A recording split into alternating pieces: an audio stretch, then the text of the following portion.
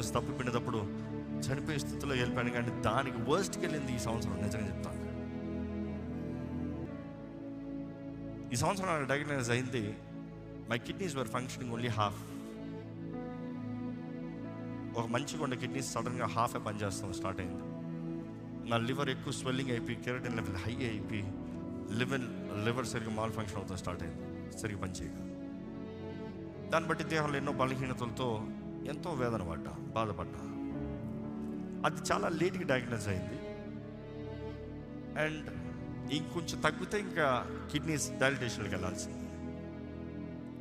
ఆ న్యూస్ తెలిసిన తర్వాత వేరే దాని వరకు బ్లడ్ టెస్ట్ చేస్తూ కంప్లీట్ టెస్ట్ చేయమంటే, బికాజ్ నాకున్న ఆర్థరైటిస్ కూడా డయాగ్నోస్ అయింది. అంటే నాకు మామూలుగా రొమటైడ్ ఆర్థరైటిస్ అనుకున్నారు, దాని తర్వాత ఆస్ట్రో ఆర్థరైటిస్ అనుకున్నారు. ఇవి అవి మెడిసిన్స్ వేసి ఆఫ్టర్ 7 years కరెక్ట్గా అది ఏంటి ప్రాబ్లం ఫైనలైజ్ చేశారు. అది కొంతమంది మాత్రమే అది కనుక్కోగలిగిన కృప ఉంది, దేవుడు ఇచ్చాడు. ఇట్లా అది ఏంటని మొత్తానికి ఒక 5 డాక్టర్స్ కలిసి అనలైజ్ చేసిన తర్వాత తెలిసింది యాంక్లియో స్పాండిలైటిస్. ఇప్పటికి ఇంకా ఉంది, దానికి ట్రీట్మెంట్ లేదు, it's a life time thing. కానీ ఇందాక కుష్ఠరోగం గురించి చెప్తూ ఉంటే, కుష్టి రోగానికి ట్రీట్మెంట్ లేని వానికి దేవుడు స్వస్థత ఇచ్చిన దేవుడు నాకు కూడా స్వస్థత ఇస్తాడు. దాన్ని బట్టి కూడా నేను దేవుని మరలా మహిమపరుస్తూ ఆయన ఘనపరుస్తానన్న విశ్వాసం నాకు 100% ఉంది. ఇన్ఫ్యాక్ట్ మన చర్చిలో ఉన్న డాక్టర్సే, నాకు కొంతమంది డాక్టర్స్ నిమ్స్లో మన చర్చిలో ఉన్న డాక్టర్స్ వారు చూసి నా రిపోర్ట్స్ వారు ముందు పెట్టుకుని వాళ్ళు అంటారు, పాస్టర్ గారు మీ రిపోర్ట్స్ ఇక్కడ చూస్తూ మిమ్మల్ని సండే స్టేజ్ మీద చూస్తున్నాను, ఇట్ ఈస్ ఇంపాసిబుల్, ఇంత నొప్పి, ఇంత ఇన్ఫ్లమేషన్, ఇంత వేదన పెట్టుకుని మీరు స్టేజ్ మీద అట్లా నిలబడతాం, అన్ని గంటల సేపు నిలబడతాం, ఇట్స్ ప్రాక్టికల్లీ ఇంపాసిబుల్. అది దేవుడు కాకపోతే మీరు నిలబడరండి అనే వారే సాక్షి చెప్తున్నారు. సో నాకు ఇప్పుడు ఉన్నది చెప్తాను ఒకసారి. నాకు ఇప్పుడు ఉన్నది యాంక్లియో స్పాండిలైటిస్. నా కొరకు ప్రార్థన చేయండి. మామూలుగా అది వచ్చిన 10 years మనుషుడు ఎట్లా అయిపోతాడంటే ఇట్లా అయిపోతాడంట. ఎట్లా అయిపోతాడు? సో బేసిక్ ఇది ఏం చేస్తారంటే స్పైనల్ కార్డ్ మధ్యలో ఉన్న కుషన్ అరిగిపోతుంది మొత్తానికి. సో దాన్ని నెక్స్ట్ ఏమవుతుందంటే బ్యాంబూ స్పైన్ అంటారు. బ్యాంబూ స్పైన్ అంటే కుషన్ అంతా పోయి ఇట్లా స్టిఫ్ అయిపోతుంది, ఇట్లా ఉంటారు. అది ఇలాగ మోకాలు అరిగిపోతాయి. ఇప్పటికే నా మోకాలు అరిగిపోయి my body parts are worn out. నా షోల్డర్ మీకు తెలిసి ఉంటుంది, షోల్డర్ మొత్తం మసిల్ టేర్ అయిపోయింది. ఎందుకు టేర్ అయింది? ఆ 2 బోన్స్ అంటికిపోతంలో మధ్యలో ఒక మసిల్ వెళ్తుంది, ఈ 2 కలిపి నొక్కి పడేసింది. ఏమవుతుంది? ఆ మసిల్ తెగిపోయింది. సో అందుకనే I have to go through that surgery. But then ఈ కారణాలన్నీ చూస్తాంలో ఐ నో నాకు కిడ్నీస్, లివర్స్ దగ్గర నుంచి పెయిన్ కిల్లర్స్ ఆపేశారు. ఇప్పుడు కూడా చెప్తాను, మీకు నొప్పి ఎంత ఉంటుందని మీరు తెలుసుకోవాలంటే మీ స్పైన్లో ఒక కత్తి దింపేసి, ఇక్కడ ఒక కత్తి దింపేసి, ఇక్కడ ఒక కత్తి దింపేసి, మోకాల దగ్గర కత్తి దింపేస్తే ఎట్లా నొప్పి వస్తుందో అట్లా ఉంటుంది. నా ఎంఆర్ఐస్ అన్నీ చూస్తే మొత్తం ఇన్ఫ్లమేషన్స్ ఉంటాయి. And I know medication. ఆ నొప్పితోనే వెళ్తున్నా. దేవుని కృపణ కాకపోతే it is practically impossible. And I still love serving. అలా అంటారు, మీ లెవెల్లో ఉన్నవారు బెడ్ మీద పడుకుని రెస్ట్ తీసుకుంటూ ఉంటారు, మసాజ్లు చేయించుకుంటూ ఉంటారు. నాకు ఈ 2 లేవు. But then it is for the glory of God. అందుకని అంటాను, అన్ని బాగున్నప్పుడు సేవ చేస్తాం ఒకటి, ఈ నొప్పుల్లో చేస్తావు చూడ ఆ తృప్తి ఇంకొకటి. ఎందుకంటే నేను అట్టు చేసా, ఇటు చేసా, పరిగెత్తి చెంగులాడి చేసినప్పుడు అది వేరుంటుంది. ఈ నొప్పులే చేసిన తర్వాత అటు బెడ్ మీద రాత్రి పడుకున్న దేవా థ్యాంక్ యూ అయ్యా, వాడుకున్నావయ్యా, ఆ కృతజ్ఞత వేరుంటుంది. But then never do I complaint. మీతో ఎప్పుడు పంచను.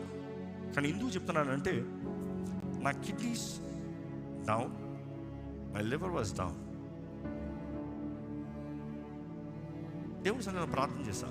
నేను ఒకటే అడిగా, నన్ను స్వస్థపరచుకున్నాను అడగలేను. నిజం చెప్పా, దేవా నా దేహం నీ ఆలయం, ఇది నేను అబ్యూస్ చేసి వచ్చింది కాదు, నేను నీ సేవకుడిని. నాకు ఆయుష్ ఇచ్చావా నీ మహిమ కొరకు, నన్ను తీసుకున్నా దానికి మించి సంతోషం ఏం లేదు. నేరుగా నీ దగ్గరకు వస్తా, nothing more I can ask you for. ఏది జరిగినా నీ మహిమ కొరకు ప్రభా, నువ్వు ఏం చేస్తా చేసుకోగానే నా కడ ఊపిరి వరకు మాత్రం నీ కొరకు నిలబడాలి. హాస్పిటల్లో ట్రీట్మెంట్ చుట్టూ నేను తిరుగుతాను, నాకు ఇష్టం లేదు. So that was my prayer. But ఆశ్చర్య రీతిగా మొన్న నాకు మరలా బ్లడ్ టెస్ట్లు చేసి అన్నీ అనలైజ్ చేసి బయటకు వచ్చేటప్పటికి వారు చెప్పింది ఏంటంటే మీ కిడ్నీస్ మరలా ఫుల్గా రిస్టోర్ అయిపోయింది. డాక్టర్ చెప్పిన ఒక మాట నాకు చాలా నచ్చింది. ఏంటంటే ఒక వ్యక్తి ఫిల్టరేషన్ లెవెల్ తగ్గితే కిడ్నీలో వాళ్ళు మెడికల్లో ఎంత హెల్ప్ చేసినా ఇంకా ఫర్దర్ డీగ్రేడ్ అవ్వకుండా హెల్ప్ చేయొచ్చేమో, కానీ మరలా కంప్లీట్లీ బ్యాక్ టు నార్మల్ తెస్తాం ఇంపాసిబుల్.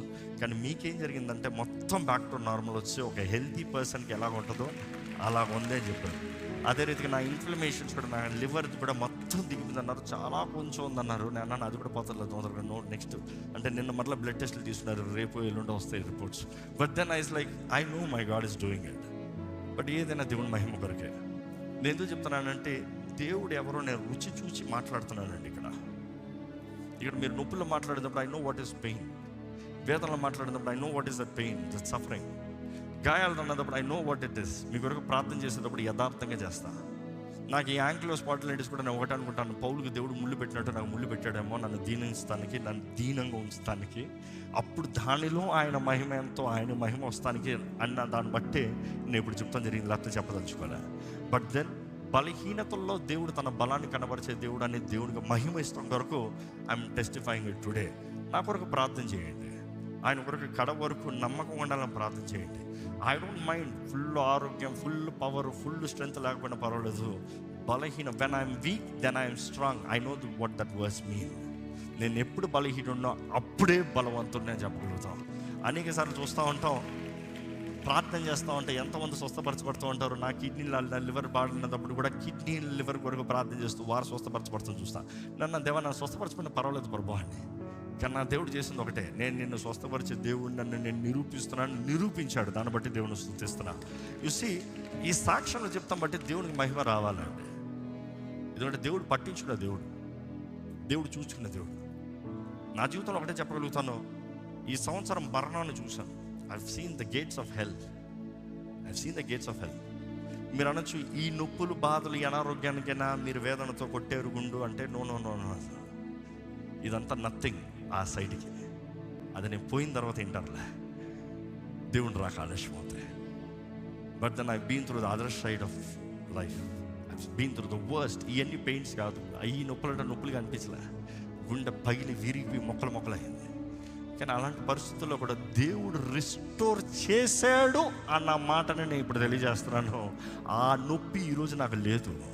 దేని కొరకు అయితే దేవుని ముందు తగ్గించుకుని ప్రార్థన చేస్తున్నా, దానికి దేవుడు 7 రోజులనే జవాబు ఇచ్చాడు. మొత్తానికి ముంచేశాడు. నాకు 7 రోజుల జవాబు ఇచ్చాడు, 10 రోజుల్లో క్లోజ్ అయిపోయింది.